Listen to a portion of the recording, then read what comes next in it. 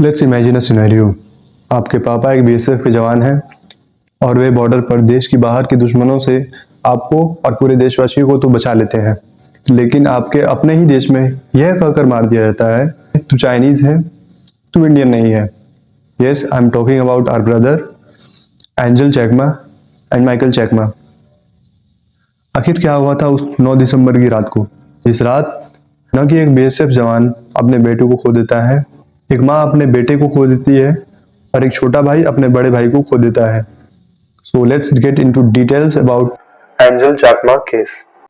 त्रिपुरा के रहने वाले 24 साल के एंजल चकमा अपने छोटे भाई माइकल चकमा के साथ देहरादून के जिगजा विश्वविद्यालय से अपनी एमबीए की पढ़ाई कर रहे थे। दोनों भाई एक साथ एक छोटे से रेंटेड रूम में रहते थे। 9 दिसंबर की शाम लोकल मार्केट में वे दोनों भाई ग्रोसरी शॉपिंग के लिए निकले थे। जब दोनों भाई मार्केट पहुंचे तो पास ही में 5-6 लड़कों का ग्रुप एक शराब की दुकान पर नशे में धुत एंजल चकमा और इसके भाई पर रेशियल कमेंट्स पास करते हैं। वे नशे में इतने धुत थे कि वे 6 लड़के एंजल और उनके भाई माइकल को मोमोज चिंकी कह के चिढ़ाने लगे। चिंकी जैसे रेशियल स्लर्स यूज करके उन पे गालियां देने लगे, क्योंकि एंजल चकमा और उनके भाई बाकी 6 लड़कों जैसे नहीं दिखते थे। वे नॉर्थ ईस्ट से थे। पहले तो इन लड़कों ने रेशियल कमेंट्स पास किए, फिर उन्हें चाइनीज कह के चिढ़ाने लगे।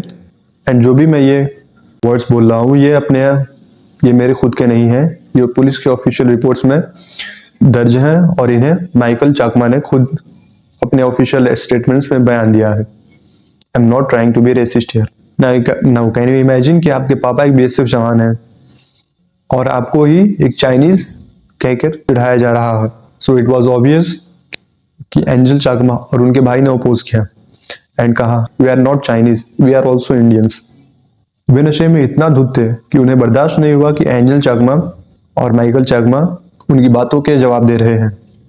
नशे में धुत इन लड़कों ने माइकल चकमा के सर पे पीछे से आयरन रॉड से इतनी तेज वार किया कि वे तुरंत जमीन पर गिर गए और उनके सर से ब्लीडिंग स्टार्ट हो गई। नाउ एंजल को यह सब देखकर रहा नहीं गया कि उनके सामने उनके छोटे भाई पर अटैक हुआ है और वो जमीन पर गिर गए हैं। सो उन्होंने रिटेलिएशन में अटैकर को मारना चाहा, लेकिन उसी समय मेन अटैकर के हाथ में चाकू थी।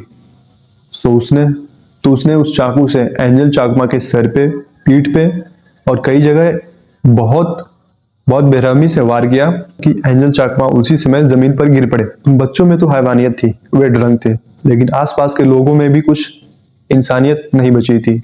वे चाहते तो शायद उनके बीच आकर उनसे थोड़ी बहुत बहस करके झगड़ा छुड़ाया जा सकता था। तो शायद हमारे बीच एक हमारा फेलो इंडियन, हमारा अपना भाई एंजल चकमा जिंदा रहता। थोड़ी देर बाद जब माइकल चकमा को होश आई तो वे लोकल लोगों के साथ मिलकर अपने बड़े भाई एंजल चकमा, जो अभी भी बेहोश थे, ब्लीडिंग हो रही थी, उन्हें ग्राफिक एरा हॉस्पिटल ले गए।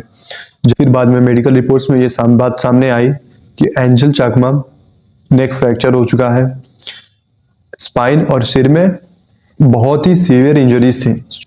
और ये सारी बातें एंजल चकमा के फादर, जो कि एक बीएसएफ जवान है, तरुण चकमा, उन्हें जब ये बात पता चली तो वे ऑन ड्यूटी थे और लीव लेकर के तुरंत अपने बेटे के पास देहरादून हॉस्पिटल में आ गए।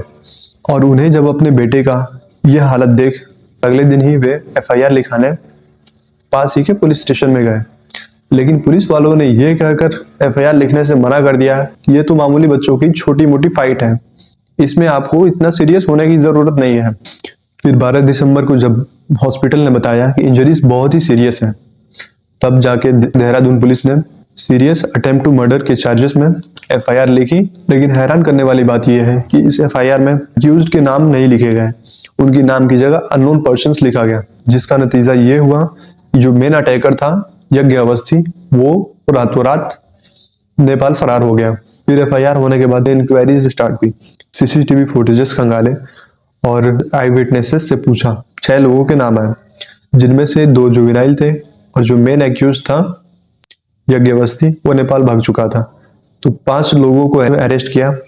नाउ एंजल चकमा अपनी जिंदगी और मौत से हॉस्पिटल में लड़ रहे थे।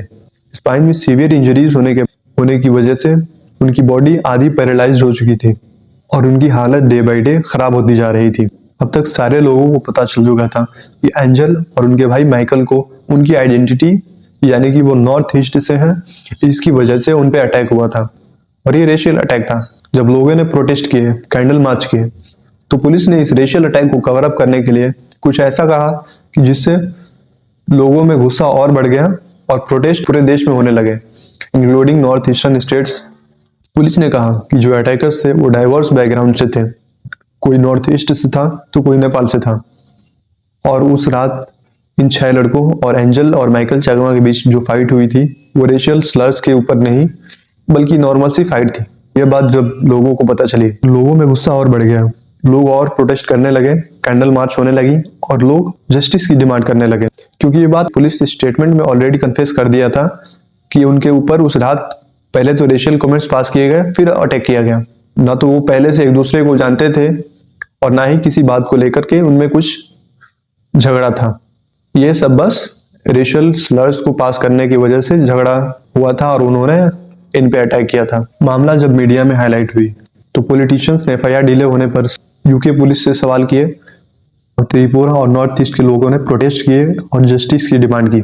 ये इंसिडेंट न कि त्रिपुरा न कि नॉर्थ ईस्ट बल्कि पूरे देश में डिस्कस की जाने लगी। ये सब चल ही रहा था कि 26 दिसंबर को हॉस्पिटल में जिंदगी और मौत से लड़ने के बाद एंजल चाकमा ने इस दुनिया को अलविदा कह दिया।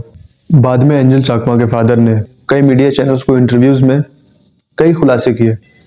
मीडिया और न्यूज चैनल्स को बताया कि कैसे हॉस्पिटल में लापरवाही की गई। पुलिस ने पहले तो एफआईआर लिखने से मना कर दिया, फिर डिले करने के बाद एफआईआर लिखा भी तो इनिशियली एफआईआर में एक्यूज्ड के नाम नहीं मेंशन किए, जिसका नतीजा ये हुआ कि जो मेन अटैकर था यज्ञ अवस्थी वो नेपाल फरार हो चुका है। फिलहाल तो ये केस अभी भी चल रही है।